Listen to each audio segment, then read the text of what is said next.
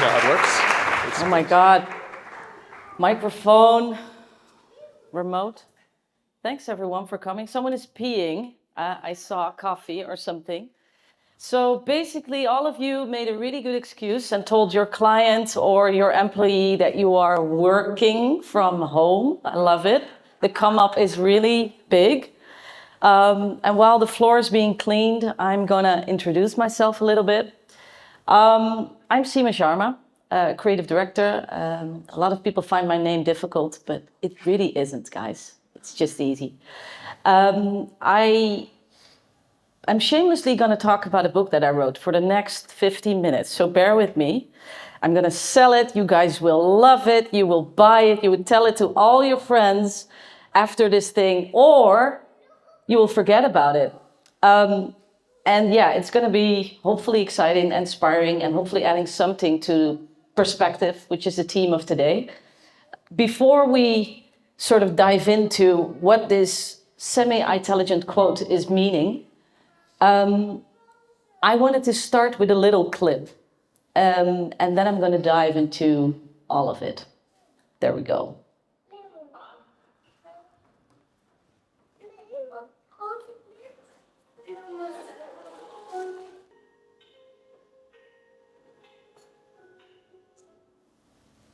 Who knows this?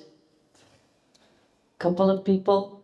This is Astro Boy. It's made by Osamu Tezuka. I call him the Walt Disney of Japan. Check him out. He's amazing. He created so many cool characters. This was made in the 60s, by the way, so this is quite a while back. But why I love this clip is because this is, for me, self-learning and adaptation at its finest. You see here a robot that, for the first time, is opening its eyes, is trying to do something we humans do, walking. It adjusts itself, it corrects itself, and then a couple of steps later, it kind of knows how it goes.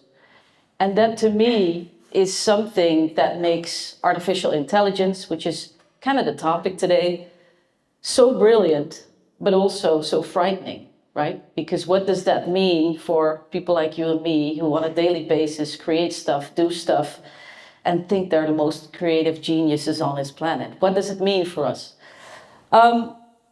So I'm just going to pretend like I'm a robot here, because I honestly believe I'm also programmed in a way. And I may not have a sort of mechanic network that sort of controls me, but I have a neurological network that, you know, I can have my memories stored up there, I can have my experiences stored up there. And my journey started 18 years ago, which is a really sort of nice way to say that you're a little bit old and you have experience in the industry. I started as creative, working at ad agencies. I was wowed by the industry. I loved it. There's a lot of creativity there.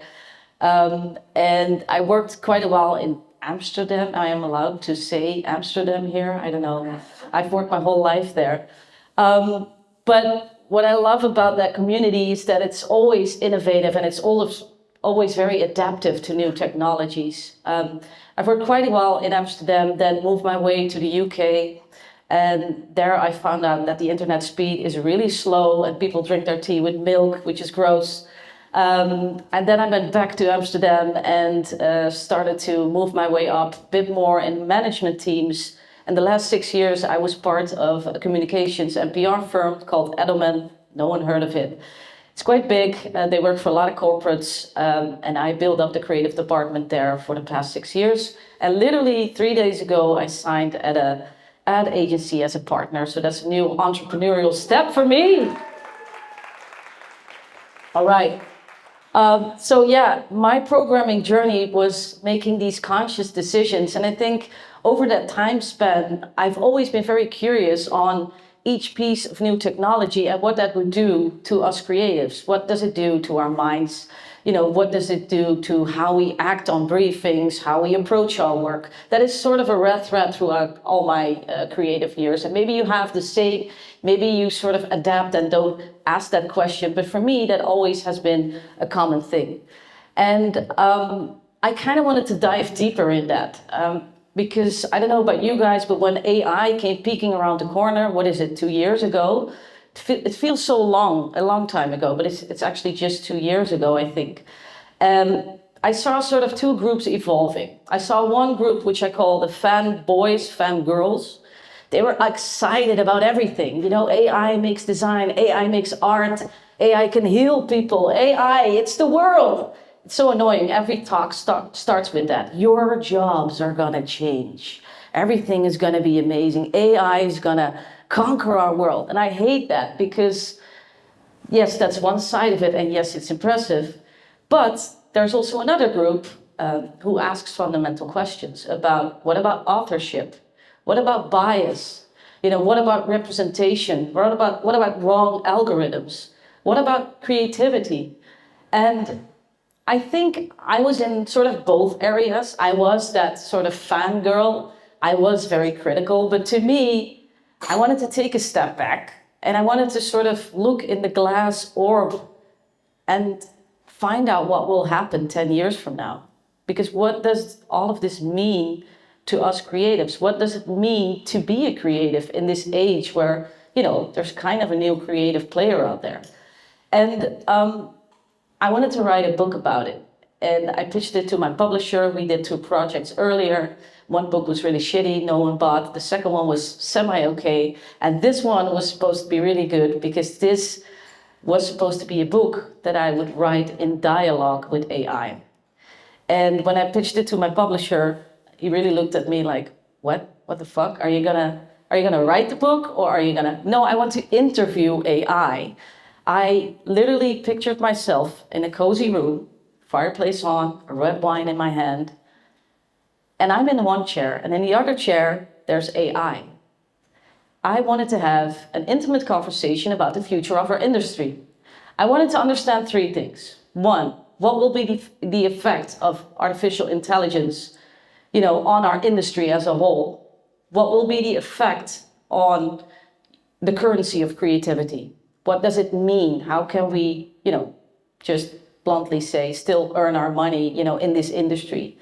And what does it mean to be creative in this industry? And no one seemed to give me answers because you were A, critical, or B, fanboy, fangirl. So I decided to just have that conversation.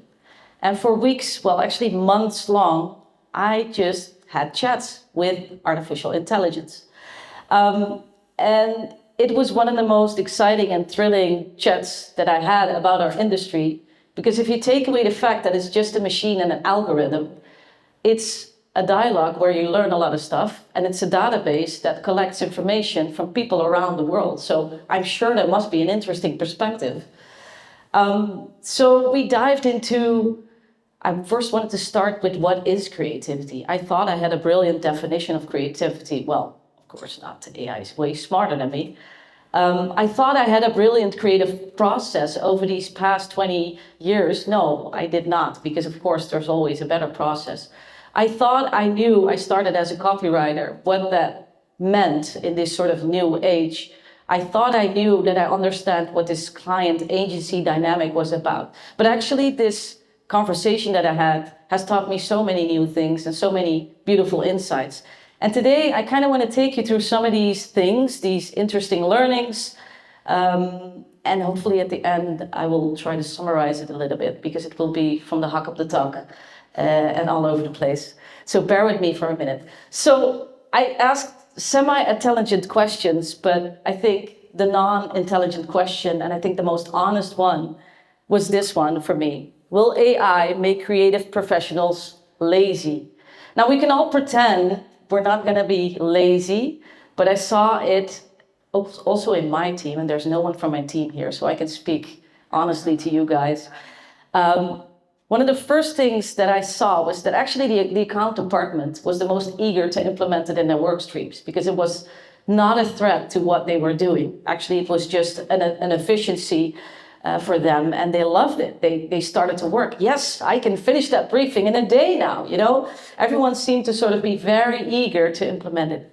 But on the creative department, I saw a lot of hesitancy. I saw a lot of people, you know, like, I don't know, is this thing gonna help me? And that over the course of 2 years, that sort of evolved in designers being lazy. and happy with the outputs that AI gave and happy with, what this tool sort of did. And that annoyed me as well, because for me, design is about, disruption and finding new methods and finding new ways.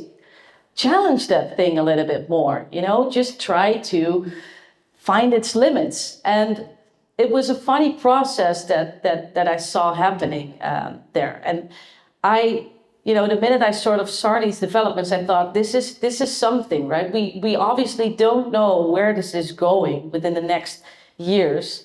And again, that is the part that is a little bit scary, because there are people losing their jobs, right? If I look at the hires that I made in the past 5 years, you see in the last 2 years that some hires are not made at all, like 3D designers, for example, because that designer that I have, I expect her to, embrace this new piece of technology and do that as well. But it's a shame, because we're also losing craft in that area.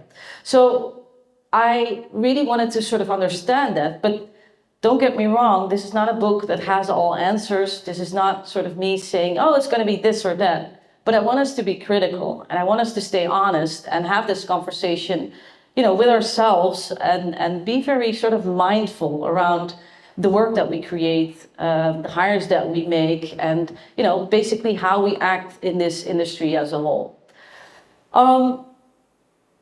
I guess a couple of things in the ethical issue of ownership, which is, I think, quite a hot topic right now. There's, at the moment, a lot of laws being made, which is incredibly difficult, because how does that work? But in one of the conversations that I had with AI said to me, well, Seema, you didn't make this artwork alone, right? AI did it with you. Who's the real artist?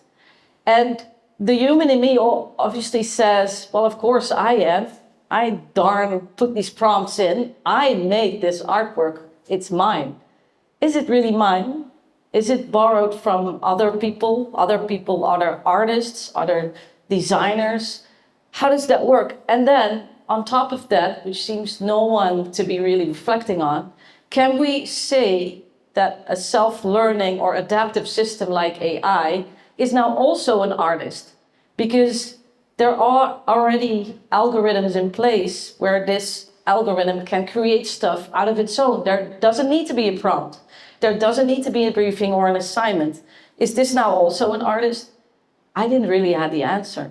Do you? I don't know. But for me, it was incredibly, I would say, it sort of shook me up. Like, I always assumed that you have to be human to be an artist, but there can be stuff from you as an artist around the web. You don't need to physically be there to be borrowed by other people. And then C, it is interesting to think about the artistry of artificial intelligence. It's this kind of stuff that really gets me worried and also gets me thinking. It's mind-boggling, but I thought it was an interesting thing. The other thing that we talked about actually in the same chapter was that this thing around authorship, like I said, it's incredibly complicated. I wanted to have a deeper conversation around then what is the solution, right? Because we are creators ourselves, and we obviously value authorship. It's still an important bit of our work. And one of the things that AI sort of brought to me was actually in the age of AI, authorship isn't less valued, it's more distributed. But the whole distribution part is obviously what makes it quite complicated, right? Because how does that work? So in one of our conversations, AI came with the idea, maybe we should work with blockchain technology. So we can map out, let's say you have a visual, and we can map out what percentage is inspired by which artist. So you get like this blueprint. And I thought as an idea, that's actually quite interesting, right? Maybe there's a little bit of, I don't know, Picasso in it. Maybe there's a little bit of Van Gogh in it. And there's a, Erwin Olaf element in it as well. And you could sort of map out who actually contributed to this. It sounded like quite a brilliant thing. It also worried me because what you see, for example, in the music industry is we borrow so many things from other artists. They do it constantly. Do they have to go through this process of explaining who inspired them? Do they have to protect it? I'm a bit puzzled, to be honest, in that, because we borrow things all the time. Half of this presentation is borrowed from probably other people that inspired me to, even be busy with this topic. So it's a really great area. And I know we creatives want to protect authorship, but this quote right here, this conversation, also taught me that, owning stuff, it's also in the last years less relevant, right? How many people still own music that they listen to? How many people own the car that they drive? I see a Link & Co. everywhere on the street. Apparently owning stuff is also not the thing anymore. So it's also interesting for us what authorship means, in this whole new context. The other thing that we talked about is the sort of creative briefing. And I don't know if everyone here works with a creative briefing or has a linear or whatever process. But for me, it's always interesting to sort of reevaluate. What I really like is where this could go. This is the fun part, because the authorship part is obviously the headache part, but this can be the fun part. Right now, most briefings are static documents, digital or offline, and they tell you something about an assignment. But when I work for a brand, let's say I work for Nike, I don't have all the history of Nike. I don't have current trends to my availability. I don't have anything sort of that is in a space. And AI said, what if we have this sort of digital evolving space where we could have dialogues about the brand, where we can understand the core of the brand better?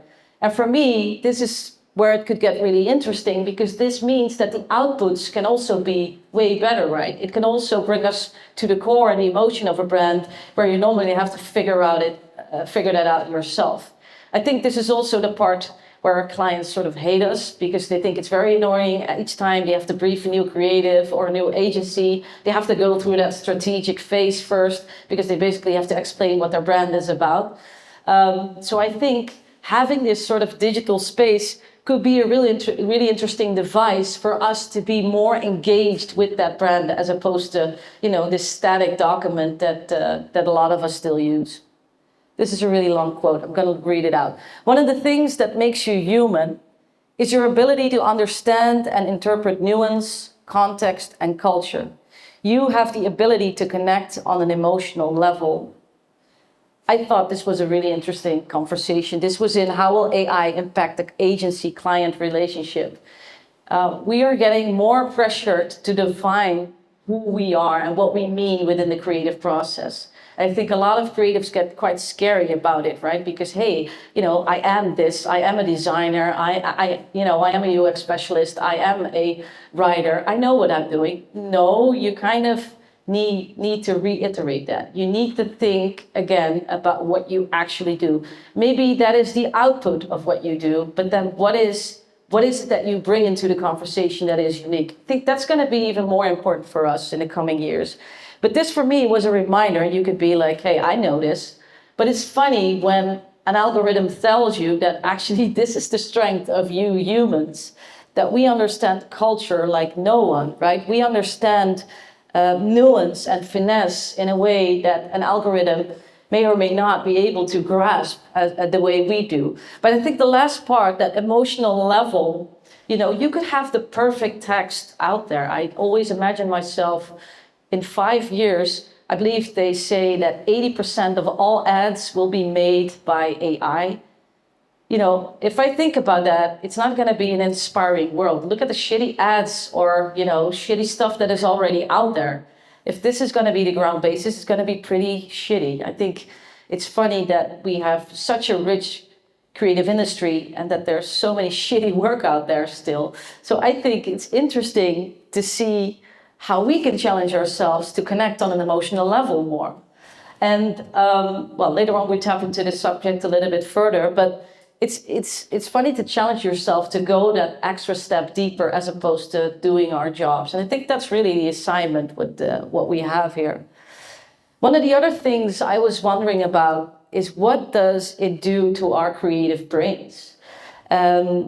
And AI sparked this thought that if we let AI do the creative heavy lifting, our own creative muscles might lose their strength and vitality. And this is actually research-based. I didn't know this. It's like, driving a car, I guess. If you don't do it for 10 years, you might lose sort of, well, maybe not the ability, but you get a little bit scary. How does it work again? Oh gosh, there are people on the road. I need to mind them.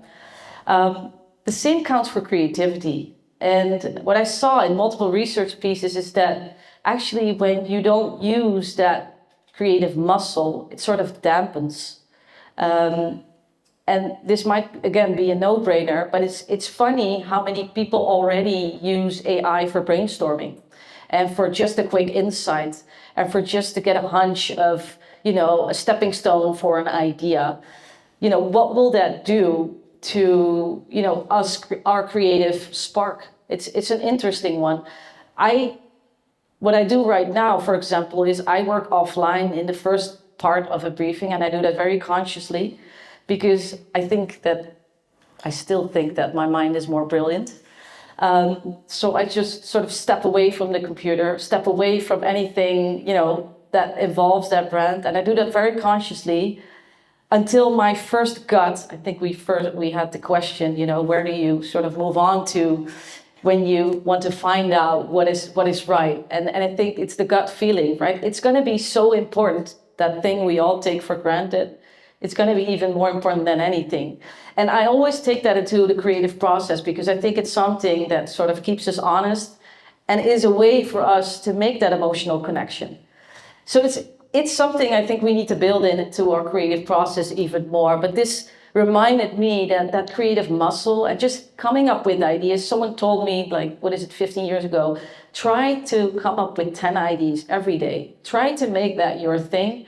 Be in the shower, be in the toilet, whatever place it is, just do it. It can be stupid stuff, a new type of pencil, a new phone, a new ad, a new this, a new that. Just do it. Why? For the sake of doing it. I think it's going to be so important to train ourselves that this is our thing and to be, even for the next year, to reassure ourselves that we are still relevant. It's incredibly important.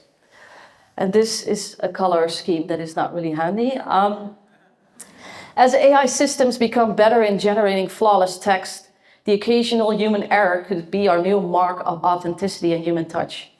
This, to me, was one of the most beautiful things that, well, again, I realized, maybe you guys already realized, but in that world that I just described with all perfect ads and no mistakes, it's going to be the mistakes that make us human. And that, to me, is, yes, I can make mistakes. It's nice, right? We can make mistakes and feel human again.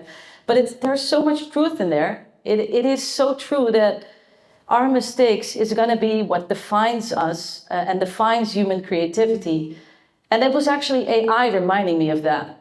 Because in one of the first conversations, I said, what makes human creativity, what makes, algorithmic creativity. And AI said, actually it's the ability to make mistakes and then on top of that, embrace those mistakes and then turn that into something new.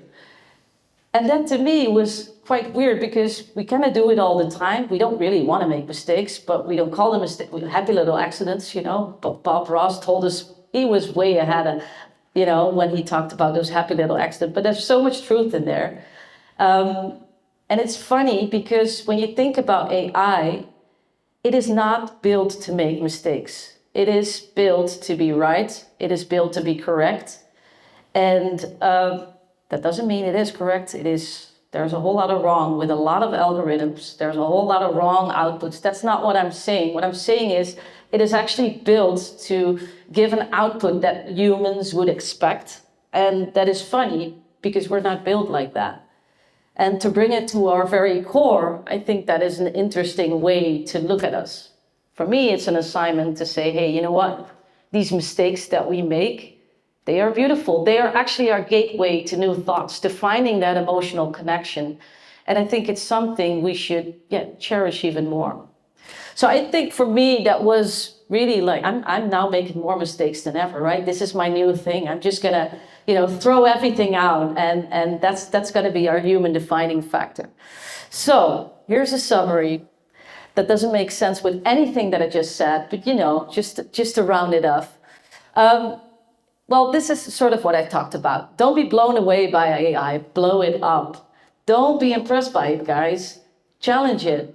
Take AI to its limits. Don't be wowed. Just really try to come up with new ways to use it. It can be on the inside side. It can be on the emotional side. It can be on so many levels where I think it's really our job to challenge AI and not be wowed by it. Don't listen to that fanboy girl or whatever who is wowed by it. It's really our jobs to take it to the next step, because I think that's going to be the next chapter. The other thing that I haven't really talked about yet is our emotional intelligence. It's one of the learnings from the book that no one really talks about. But the great thing about writing a book, and I can recommend anyone to do that, is that you have a really good excuse to talk with really interesting people. Everyone is interested. When you say, hey, I'm writing a book, do you have 5 minutes of, oh yeah, sure, you get an email back right away. So that's always when you want to get in touch with people. I got in touch with Smart Eye, which is a really big organization in the US. And they have researched emotional intelligence, I think for 20 years now. You probably know them from these eye tests that they did. So they have ads that they place in front of people, and they kind of look at their eyes. Where's the attention span going? Where is, what words are evoking emotional response? What colors, pop and resonate with people. It's super interesting and scary at the same time, because, okay, we are obviously can sort of find out is it that simple that we can find what interests people. On the other hand, they started with emotional intelligence 20 years ago already, so they're way ahead. And I wanted to know what trends they saw and actually what trends they expect. And one of the things that the CMO that I spoke with said is, what we see is that the more sort of emotionally adept these artificial systems become, actually the more emotionally adept we humans become.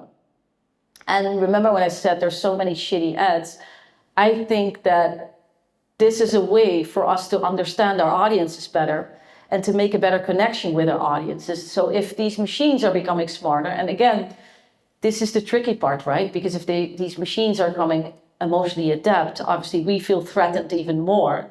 But I think this is really a really nice way to sort of partner with these devices that can tell us something more about these deeper layers of making connection. Maybe we can develop hybrid brand identities that sort of move along with the audience or the individual that is looking with it.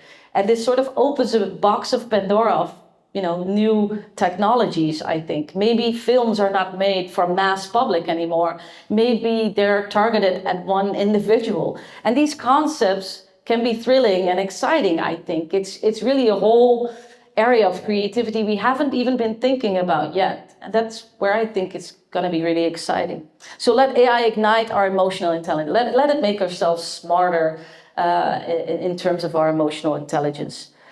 And the last thing is, I think one of the most important ones, is add a new currency to your creativity. In a world that is defined by, these systems that help us, if you look at the creative industry, we still, I think a lot of agencies, a lot of studios still bill by the hour. Stop it, it's shit. All your efficiency is taken away by this machine. You don't need to fight for your hourly rate or for your, sort of hours that you make on an assignment. AI can do it way faster than you. I can literally ask AI to build a website for me. Well, not that easy still, but it's gonna happen within the next year. We need to think about how we value our work, and that's gonna be in a different way than we've, I think, traditionally done. And that goes for freelancers as well. I think even more so, right? Or individual entrepreneurs. I think it's going to be really important to define the value that you add for a client or for a brand, especially in the age where it seems like devices are going to be, smarter, faster than us. We kind of need to bring it back to our core. And I think that is all the things we talked about, which is these errors. It's about challenging the machine. It's about adding that extra value, going that emotional, that deeper layer in the work that we do. It's going to be all about that. I've spoken a lot. You guys are still listening. Cannot believe it. That was it, guys.